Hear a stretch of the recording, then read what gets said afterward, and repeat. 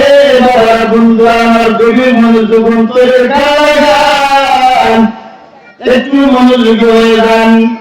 আব্দুল কাদের জিলানী ওনাকে যখন ওনার বাবা মকতুম হুজুরের কাছে নিয়ে দিতে আপনারা জানেন, নিয়ে দিতে হুজুর আপনি আমার সন্তানটাকে আব্দুল কাদেরকে একটু কোরআন শরীফ শিখালেন, মকতুমে নিয়ে দিতে।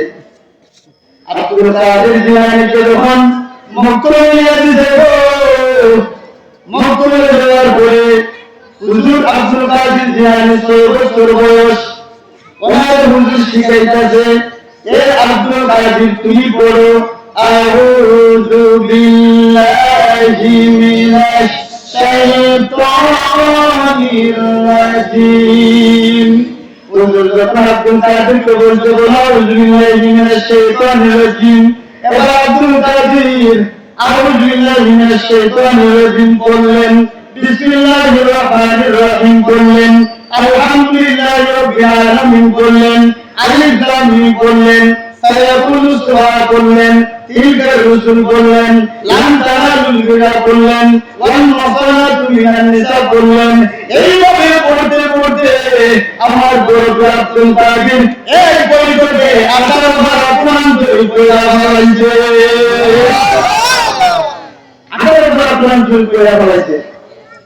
এবার হুজুর ডাকতে বলতে আবু জাহেল মুসা জঙ্গিরা পারে, ও আবু জাহেল মুসা জঙ্গি তোমার সন্তানকে দিয়েছো আমার কাছে কোরআন শরীফ শিক্ষা নেওয়ার জন্য, কিন্তু আমি তাকে কি কোরআন শরীফ শিক্ষা দিব রে বাবান? আমি তো আউযু বিল্লাহ বলছি, সে আউযু বিল্লাহ বলার কেউই দেখে নাই, সে এই কই দেবে কোরআনের 18 বার পড়ে ফেলছে। তুমি বলেন সুবহানাল্লাহ। আব্দুল কাদের জিলানী যখন ওনার মায়ের স্তনপান করতেন, ওনার মা কিভাবে ওনার স্তনপান করেছেন রে বাবা, গভীর মনোযোগ অন্তরের কান লাগাও, একটু মনোযোগী হয়ে যাও। আজকের নিয়াজের এই মাহফিলে বসে যাও, বলা তো যায় না আজকের এই মাহফিল আপনাদের জান্নাতে যাওয়ার জন্য কিয়ামতের মাঠে না যেতে একটা উৎসাহ হয়ে যেতে পারে। জোরে জোরে বলুন সুবহানাল্লাহ। আমরা সবাই দেখবেন মা যখন সন্তানকে স্তনপান করায় কতই কথাবার্তা বলে, কি বলে না, কথাবার্তা বলে, কথার সহিত সন্তানকে স্তনের দুধ পান করায় না।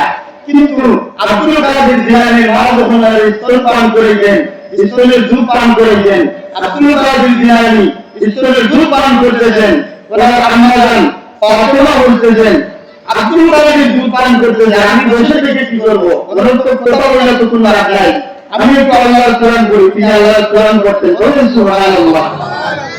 ওই কোরআনের বই দিয়ে করতে আব্দুল কাদের